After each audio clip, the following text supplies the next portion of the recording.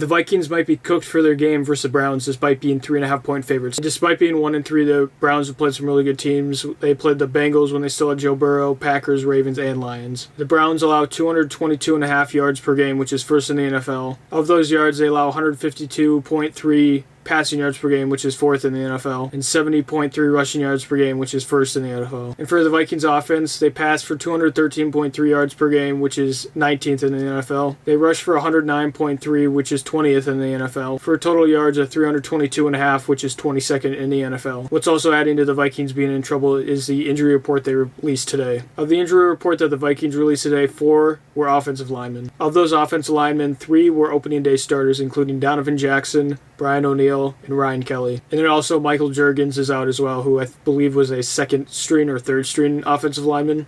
Another big piece that could potentially help a little bit for the Vikings is CJ Ham. He is questionable, and if he does play, they will probably play him quite a bit to help with the blocking, obviously, with the deteriorated offensive line. Which leads us to Myles Garrett, who is obviously one of, if not the best, defensive players in the NFL currently. I would say he's probably the best. And a special thing about Myles Garrett is he is able to switch from right end to left end pretty easily and still be very effective. And that'll be big for the Vikings game because Christian Darrisaw was pretty easily able to hold Trey Hendrickson in check and make him essentially a non-factor. If the Vikings are able to get the ball out quickly against the Browns, it will immensely help their chances of winning. In my opinion, Carson Wentz was holding the ball pretty long against the Steelers, which led to 6 sacks, and with the Browns' defense being superior to the Steelers, I could see it being much worse. And although I just had all that negative stuff to say against the Vikings, which kind of hurts because I am a Vikings fan, I don't know if I said that, but the Browns are starting Dylan Gabriel, who is a rookie starting for the first time, so